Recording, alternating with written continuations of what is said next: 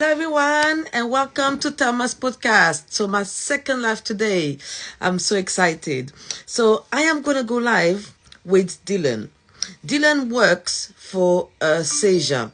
Seja is a non governmental organization, right? Based in Brazil. All right. I can't wait to hear about what they do, especially how they help the community. All right. So, I really hope that you guys can enjoy this. It's fantastic. That's the first time I have a guest from Brazil. All right, and I love Brazil so much, especially it's a team that I've been supporting a lot, especially in the World Cup. Okay, all right,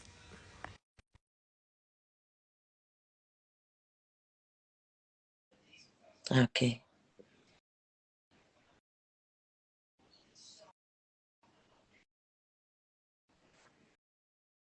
yes. Hello, Dylan. Hey, Thelma, how are I'm you? great, thank you. Can you hear me well? Yeah, Yeah, I can hear you. great. Can you hear me? Yes, I can hear you. So, how are you? You okay, Dylan? Yeah, I'm good. Sorry to disappoint you because I'm definitely not Brazilian, but I do live in Brazil. I said the organization is based in Brazil, Okay. but I came okay. in late. Yeah, no, I just thought that you might have been expecting to be speaking to a Brazilian, so I didn't want to disappoint you. No, I've never, I mean, to be honest, I never had a guest, from Brazil. So I'm excited. Yeah. So whether you're Brazilian or not, it doesn't matter. You're based there. That's what that matters to me. So please introduce your organization to us. What is Seja? Yeah. What's this about? So Seja is an organization that my co-founder and I founded about 5 years ago. So I'm from the United States, and my co-founder George is from the UK. Oh, So he's from London, North London. Yeah, shout out. I'm, And he and I met in Rio about 6 years ago, and we were both working for nonprofit organizations that, for those of you guys who don't know, Rio is like a very touristy city. And the favelas have become kind of like a tourist hotspot. And so people want to come and they want to see the favelas and work in the favelas. And so volunteer tourism has become like a really big industry here. And George and I were both kind of a part of that in our own unique ways.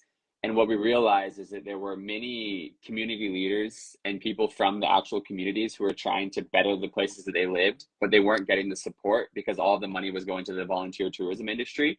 And so we founded Seja with the ethos of supporting lived experience people, people from the communities who are trying to implement their own projects, and just needed every person's a little bit different, but basically just like whether it be resources, whether it be a professional development program, just to support somebody to help them through the process. Essentially, Seja helps accelerate pre-existing programs in the favelas. And so we work in Rio, which is Rio, obviously, and then Salvador and Natal, which are two cities in the Northeast. Mhm. And we do a little bit of work in London as well, but that's pretty much what we try to do is support to the best of our ability people who are trying to start their own projects. Yeah, it's pretty much what Seja is. That's fantastic. I like that you don't do that for yourself, but you do that for the community. You do that for to help people. I mean, you came out of your own home to go to Brazil. That's what do you think of Brazil? Explain to us, what is Brazil like? I've never been there. Yeah, Brazil is how could you explain Brazil? Brazil, everybody has like a love-hate relationship with Brazil. It's one of the most beautiful, vibrant, energizing cultures in the world. It's definitely a place that has its issues, but I think every country in the world does. But it's a place that, George and I never imagined that our life would be centered on Brazil. We both came for something that we thought was going to be a short moment in our life, and then we'd move on to something else. So I think that kind of shows how amazing the culture of Brazil is because it grabbed us both and the culture and the people, and we can never really let go. And so now, 5, 6, 7 years later, we're still here. We're still working in the Oh, communities here because it's just it's such a vibrant place. mm, We have this word in Portuguese. It's called acolhedor, which is like people who just like hug yeah, everybody and bring everybody in, and it's a very accepting place. And so, yeah, it's yeah, it's welcoming. amazing. Yeah, Yeah, it's a beautiful nice. culture. So why did you choose the name Seja? Seja, I think it means in Portuguese it is. Yes, so it means to be. To So it be. comes from the verb ser, Yeah. which is to be. And that's actually really great question because we realized that the leaders that we were working with were people who to to to do something different in the communities where they're from, you have to be like very self-confident and believe in yourself and really have a strong internal push. And so we thought that to be Seja represented those leaders who were very confident in who they were and what they wanted to do. And so we really wanted to make a name that represented the types of people that we were working with. And we thought that Seja did that because it represented the strong cultural identity of the people that we were working with and the confidence that they had to push forward, you know, and do something different outside of the norm. So it's interesting you say that the favelas now have this touristic reputation, because from what I remember, especially the film City of God, I thought it was a scary place. So explain the shift. What has changed? And maybe I've overstepped a little bit calling them like touristic, but they're definitely a place of curiosity where people want to see, really because of the movies and the things they hear in the media and things like that. But in general, favelas are places that are full of energy and culture and love and passion and just everyday working people. They're places where I think the root of Brazil was really born. Like if you think about Brazil, you think about music, you think about football, you think about happy people, you know, barbecues and families, and that's what favelas are, and that's what they really represent. And so every favela I've ever been to, like that's the energy that's there. There are, like, as I said, like Rio's a love-hate, so there are like the secondary aspects to communities, but those aren't like, you know, drug trafficking and violence doesn't represent what those communities are. And it's the issue that we have with all of our media today. We choose to highlight a very small part of what an entire thing is. So maybe we'll represent 5%, show 5% of the favela on the news, which is the violent part, but not the 95% of the other stuff that happens in the community. Yeah, because it's true. Me, I've always liked Brazil. Why? Because the football, of course, but my mom, I'm originally Portuguese, and Okay. I know a lot of Brazilian people. When I went to Portugal, when I used to live in Switzerland, I mean, Brazilian are everywhere. I feel like everywhere. the energy, they're so nice, they're so lovely, they're so charming. Did you fall in love as well with that charm they possess, that nice, that is so the kindness? Yeah, that's fantastic. So, have you, as you said, it's in Brazil, but also in the UK and other places? No, so right now we're working in Brazil and the UK. We have ambition to go global with it. It's really our one of our core values that any like everywhere in the world, anywhere that there's like a community problem or an issue, there's local people trying to bring solutions to that issue, and they're the people that are best positioned to solve that problem because they live it and they understand it, and so they really represent it, and so they're best placed to provide the solution. And so a lot of the community development work is from the outside in, like it's foundations coming and organizations coming saying like, you need to do this, you should do that, which doesn't make sense to us. And so as an organization, we think that we can go anywhere in the world because anywhere that there's a community issue, there's a local leader trying to solve that issue. And so we would want to be there to be able to support them and help them do that. Yeah, that's fantastic. I really like what you've done. You went to Brazil, I'm sure, on a trip, and then you saw something and you thought, okay, I want to do something, and you're doing it. 6, 7 years, you said? That's fantastic. I don't know what it's to one say. of those things you lose count. You lose count of time, right? Well, Like, I think the organization's been going for 5 years, but we've been involved for 7. I don't know. I joke that I've been in Rio for I came to Rio for 1 year 8 years ago. So I was going to say for 1 year, but now 8 years has gone. wow. And I'm sure you're not planning to leave Brazil. Now you're going to stay there with this organization that you have. I mean, hopefully. Yeah, my co-founder's been trying to get me out of Brazil for a long time because I think for like the overall growth of the organization, it's better if I'm not in Brazil because my vision ends up being a little bit micro when I'm in Brazil as opposed to like the macro vision of what our ambition is. But I'm kind of stuck here. I can't leave. It's like I said, it's the culture, it's the people, it's the energy. Every time I leave, I go to London and like try it out for a month and it's rainy and it's cold. I'm just like, George, why would I move here? Like, Don't remind me. I can't leave Rio for this. Don't remind me. I mean, for Yeah. me, the UK, it has its charm, but the weather, I have to say, puts everybody off. So don't worry, I Yeah. don't blame you. Yes. So I was gonna say as well, what else have you got planned for Seja? Because I like what you do so far. So what else you got in pipeline for us? Um, yeah, so I mean, a little bit more into like the actual work we do. We do, we have four different kind of acceleration programs. So depending on where the leader is in their journey, I mean, we call them professional development programs in Brazil, where we offer mentorships or workshops, financial support to help the leader through their journey, and ideally get them to a place where they're more autonomous with their impact, because we understand that we won't be in that community forever, but that local leader will. So if their project becomes more self-sufficient, the amount of impact they'll make is infinitely larger than we would ever do. So those are the four acceleration programs we do. But we also do a ton of cultural work. So we realized that a lot of stuff with hip hop culture, because we realized that the hip hop culture isn't so far from the reality of a young person or a child growing up in the favela.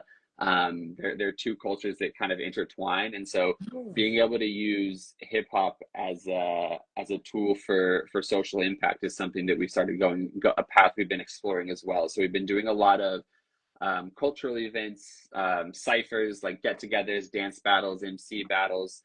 We actually run a national event every year where we bring break dancers together, hip hop dancers, MCs, and have like a big battle over 2 days, a festival that celebrates hip hop culture and its power, its power as a tool for social development, but also democratizing spaces as well. These are people who have so much to say and so much to offer, but often don't have the platform to do so. So just trying our best to like provide the platform for people who are really driving that change.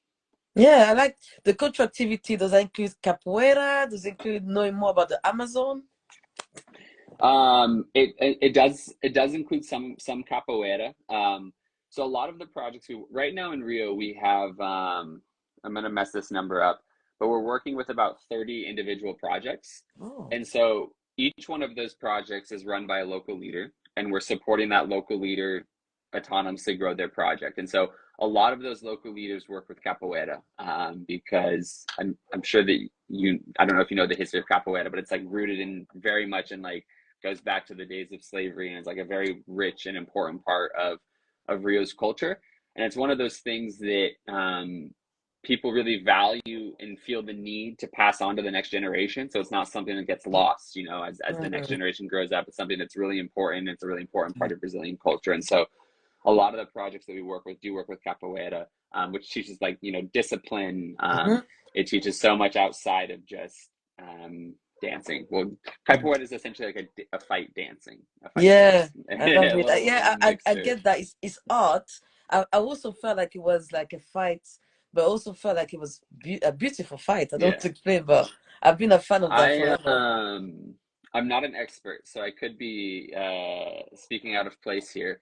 But from what I understand, capoeira was a way for during slavery for African slaves to train fighting, but have it look like they were dancing, so they were able to do it without being like told to stop, so that they could they could learn how to defend themselves, and they could train fighting without it looking like they were training fighting. So that's why there's a lot of music and there's a lot of community and connectivity, and it looks more like a dance Yeah. than a fight. That's what I've heard, but I'm not an expert on it. So yeah, don't pass that So, information along without checking it yourself. I'm a big fan of capoeira, and I don't know.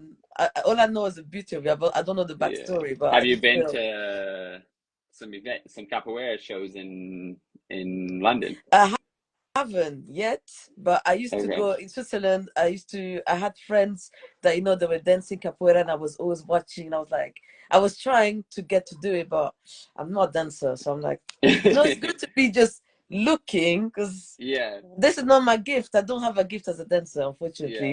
Yeah. I mean, it's a personal question. Have you been to the carnival of Rio? Yes, I Can you have. tell me about it, please? Yeah, well, Carnival has there's like two main parts of Carnival. There's the floats, which is the parade, And that's samba schools that train the entire year to show their float at the parade. And so that happens at the center of the city, and that's one part of Carnival. And so um, that's rooted in like history, and a lot of those samba schools have existed for a long time. And the floats usually have a very a political message. They're there to get something across. It's just not like it's beautiful, but it's also like usually much deeper rooted than just a show.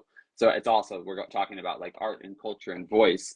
A lot of those floats and the people who are in the floats come from the outskirts of the city. They come from favelas, so it's another way for them to be able to get a message across in front of the whole country.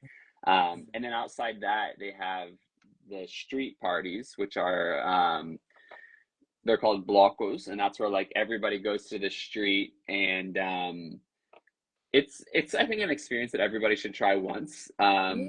It's a little overwhelming of experience. There's like millions of people on the street, and it's 40 degrees, and a lot of energy and commotion and people, and it's a representation of Brazil's culture. You know, people are just so passionate about music and passionate about being around people and sharing energy and sharing experiences. And from like an outsider's perspective, every bloco kind of plays the same music. There's like a few songs that everybody plays, but every single time the crowd has the same passion and energy when those songs came on. It's like a best hit list that they play over and over and over, and every bloco plays it. But still, when those songs come on, it's the passion and the energy in the crowd is kind of unparalleled. And so, yeah, it's a unique experience for sure. They say every city has its own carnival, but they say that Salvador in the Northeast and Rio are the two best places. I've never been to Salvador, but people say it's really amazing. But yeah, so it's a little bit about Carnival. But yeah, it's definitely it's That's something a fantastic. bucket list. It's a bucket list thing to Yeah, do. that's fantastic. So, going back to Seja, what type of work do you do with young people? So with young people, it's kind of like intermediary. So a lot of the work that we do is on the local leader. And so our programs, so for instance, in the communities where we work, there's a pre-existing community space with a community leader who's offering football and capoeira classes to young people and children. The reason that they're doing that is because, especially specific to favelas, there's kind of a lack of opportunity. But outside that, there's a huge lack of like positive role models and culture and positive directions for young people to go. A lot of the role models could be drug traffickers or other people who are kind of going down a different path, one that we wouldn't want to see a young person follow.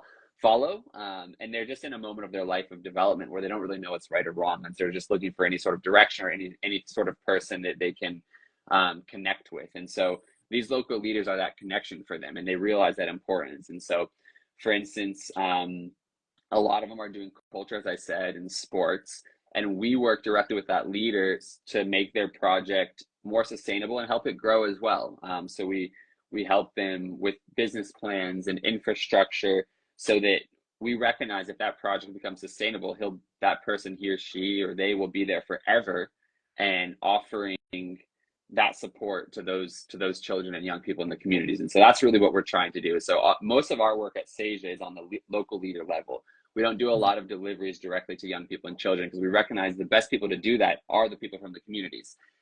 It doesn't make sense for me as a gringo, as we say in Brazil, as a white person from America who doesn't really understand the culture, to come and give a football class, because that young person in the favela is never going to connect with me, because I don't understand his reality. As much as I would like to think that I do, I don't.